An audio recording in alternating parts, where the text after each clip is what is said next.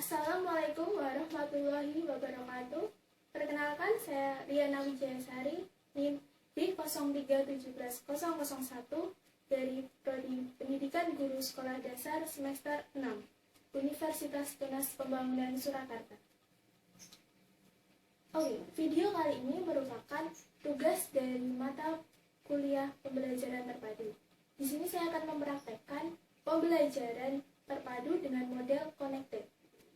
Saya juga menggabungkan dengan model pembelajaran Think Pair Share. Materi yang diambil dari kelas 6, tema 1, subtema 1, pembelajaran 1. Pembelajaran terpadu dengan model connected adalah pembelajaran yang secara sengaja menghubungkan antara satu konsep dengan konsep lain ataupun satu materi dengan materi lain yang digabung menjadi satu keseluruhan. Pada kali ini, materi yang digabung meliputi mata pelajaran IPA, mata pelajaran IPS, dan mata pelajaran Bahasa Indonesia, yaitu mengenai perkembangbiakan tumbuhan, lalu karakteristik negara-negara di ASEAN, dan menyimpulkan hasil pengamatan. Baiklah, selanjutnya langsung saja kita praktek ke pembelajaran terpadu model connected. Good morning student, selamat pagi semuanya. Hari ini kita belajar tema 1, subtema 1, pembelajaran 1. Sebelum memulai pembelajaran pada hari ini, marilah kita berdoa dipimpin oleh ketua kelas. Silakan berdoa mulai. Selesai. Baik anak-anak, apakah hari ini ada yang tidak berangkat? Berangkat semua ya? Baik. Sekarang, coba keluarkan dulu buku tema 1. Nah, pada pembelajaran hari ini, Ibu akan membagi kalian menjadi kelompok. Silakan kalian berkelompok 2 orang di masing-masing kelompok dengan teman sebangkunya.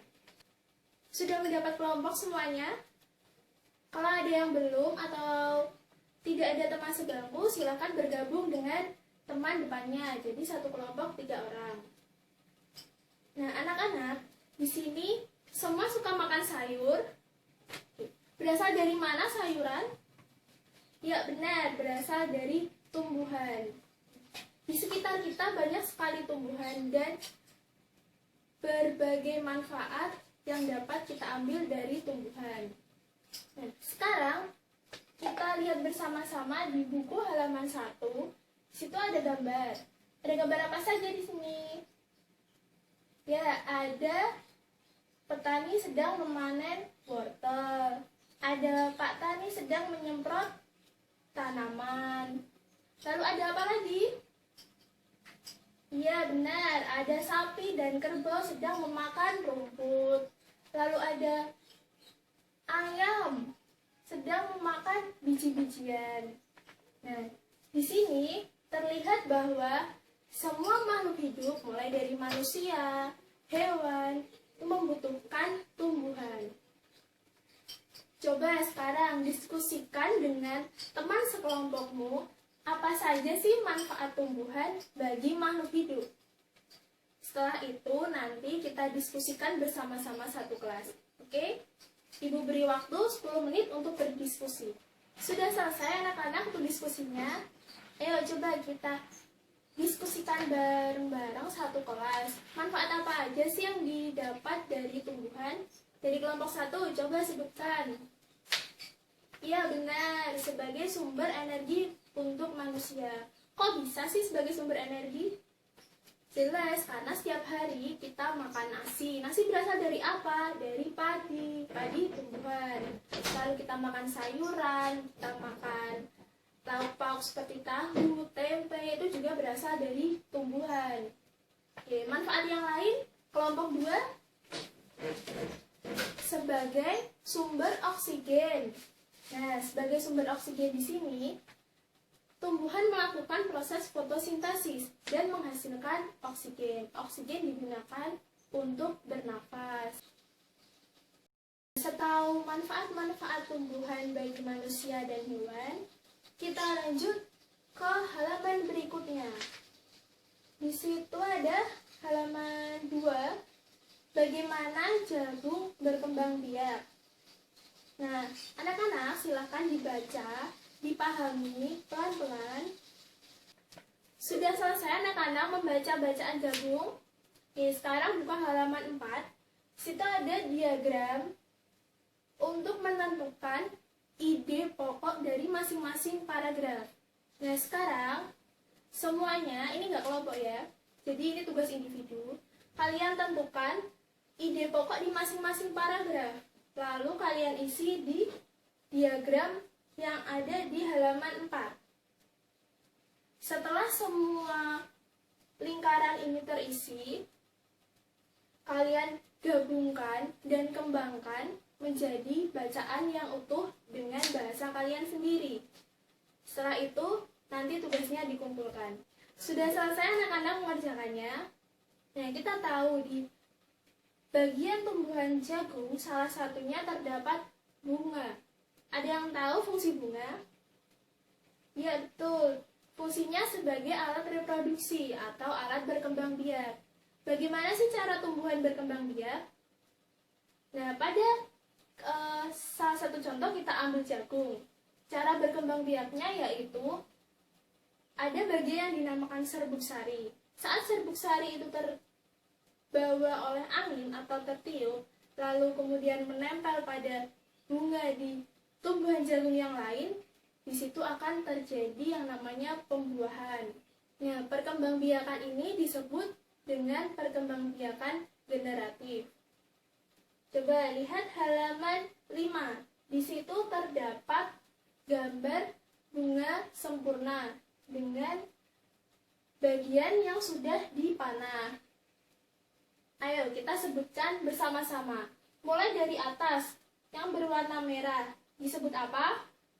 Ya benar, disebut mahkota bunga.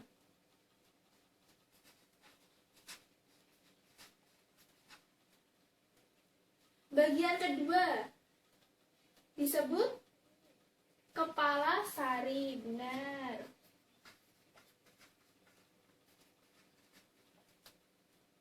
Bagian ketiga di bawah kepala sari ada apa? Ada tangkai sari. Berikutnya, di bagian tengah itu terdapat kepala putik. Pada bagian bawah kepala putik terdapat, betul, tangkai putik. Lalu berikutnya ada apa lagi? Nah, ada serbuk sari. Jadi serbuk sari merupakan bagian gabungan dari kepala sari dan tangkai sari. Ini dinamakan serbuk sari. Lalu di bawah mahkota terdapat kelopak. Lalu bagian berikutnya ada di tengah-tengah bunga. Di bagian dalam terdapat bakal biji. Ya, bakal biji ini yang nanti akan berubah menjadi buah. Lalu di bawahnya ada dasar bunga. Dan yang terakhir, tangkai bunga. Sudah paham untuk bagian-bagian bunga? Nah, sekarang kalian diskusikan bagaimana perkembangan generatif pada tumbuhan dengan membaca pada halaman 5. Sudah paham semuanya tentang perkembangan generatif pada tumbuhan? Perkembangan generatif diawali dengan penyerbukan, yaitu menempelnya serbuk sari pada kepala putik. Setelah terjadi penyerbukan di kepala putik, lalu serbuk sari akan masuk ke dalam bakal biji yang ada di dalam bunga. Nah, di dalam bakal biji akan terjadi pembuahan. Hasil pembuahan yang terjadi pada bakal biji akan menghasilkan zigot. Nah, zigot ini akan berkembang menjadi lembaga. Dari lembaga akan berubah menjadi bakal biji, Setelah menjadi bakal biji akan berubah menjadi bakal buah dan semakin lama akan menjadi daging buah.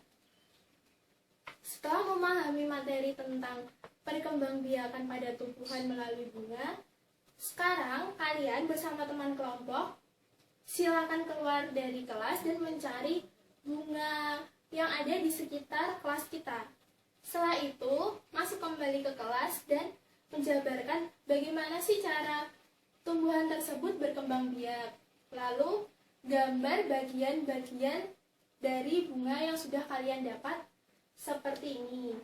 Nanti kalian isi di kolom yang sudah ada di halaman 6. Baik, banyak sekali ya bunga-bunga yang ada di sekitar kita. Contohnya, ada bunga matahari, bunga kamboja, bunga melati, dan masih banyak lagi. Beraneka ragam bunga dapat tumbuh di Indonesia, juga dengan negara-negara lain yang ada di negara kawasan ASEAN. Karena kondisi geografis dari negara-negara ini hampir sama. Coba kita lihat negara apa saja sih yang ada di kawasan ASEAN. Di sini ada Indonesia, lalu ada Singapura, Malaysia, Brunei Darussalam, Filipina, Laos, Vietnam, Myanmar, Thailand, dan Kamboja. Ada yang tahu apa sih ASEAN itu? Ya, coba jawab. Benar sekali, ASEAN adalah organisasi internasional yang beranggotakan negara-negara yang berada di kawasan Asia Tenggara. Jadi ASEAN ini dibentuk pada tahun 1967 dengan berdasarkan pada deklarasi Bangkok. ASEAN pada awalnya terbentuk beranggotakan 5 negara. Nah, dari masing-masing negara mengutus perwakilan sebagai pendiri organisasi ASEAN ini. Nah, sekarang anak-anak baca halaman 9 tentang kehidupan sosial budaya masyarakat ASEAN. Selagi kalian membaca, kalian dapat berdiskusi dengan teman kelompok kalian tentang keadaan-keadaan sosial budaya yang ada di negara ASEAN. Apakah sama atau berbeda, dan letak perbedaannya ada di mana, dan letak kesamaannya juga ada di mana. Sudah selesai membaca dan diskusinya? Nah, setelah ini kalian akan mengerjakan tugas pada halaman 14. Di sana tertulis diagram Venn. Silakan dari masing-masing kelompok pilih 2 negara. Nah, dari 2 negara ini kalian tuliskan bagaimana keadaan sosial dari masing-masing negara. Semisal kita ambil negara Indonesia dan Malaysia. Nah, dijelaskan pada negara Indonesia itu sosial budayanya seperti apa. Lalu pada negara Malaysia, keadaan sosial budayanya seperti apa. Jika ada keadaan sosial budaya yang sama, kalian bisa tuliskan pada bagian tengah diagram. Sudah paham? Sudah selesai mengisi diagramnya? Kalau sudah, silakan kumpulkan ke depan. Nah, anak-anak, ayo kita ingat-ingat lagi hari ini kita sudah belajar apa aja ya. Yang pertama, tadi kita sudah belajar tentang mencari ide pokok pada masing-masing paragraf. Dan setelah itu, menyusun kembali ide-ide pokok tersebut menjadi simpulan dengan bahasa kalian sendiri. Sudah paham tentang materi ini? Baik, kalau sudah paham. Lalu pada materi yang berikutnya, tadi kita belajar tentang bagian-bagian bunga, mulai dari kotak, benang sari, putik, sampai dengan bakal biji dan tangkai bunga. Nah, bunga ini berfungsi sebagai apa tadi? Benar, sebagai alat reproduksi atau alat perkembangbiakan pada tumbuhan. Tadi kita sudah belajar tentang perkembangan generatif. Nah, pada materi selanjutnya tadi kita belajar tentang negara-negara ASEAN. negara-negara ASEAN dengan berbagai macam karakteristik sosial budaya yang berbeda. Kalian sudah pilih 2 negara dan membuat diagram Venn tentang karakteristik sosial budaya di negara-negara tersebut. Dan untuk tugas di rumah, silakan kalian cari tanaman di sekitar rumah kalian yang berkembang biak secara generatif. Setelah itu, tulis di buku masing-masing, kemudian digambar bagian bunga, seperti yang sudah kalian lakukan bersama dengan teman kelompok kalian tadi. Baik anak-anak, pembelajaran hari ini sampai di sini. Banyak sekali ya materi yang sudah kita bahas hari ini. Oke, untuk menutup pembelajaran, mari kita berdoa dipimpin oleh ketua kelas. Berdoa dimulai. Selesai. Nah, siapa yang bertugas piket hari ini? Baik, yang bertugas piket hari ini silakan dibersihkan dulu kelasnya supaya saat kita pulang kita meninggalkan kelas dengan keadaan yang bersih. Baik, sekian hari ini dari Ibu. Selamat siang semuanya.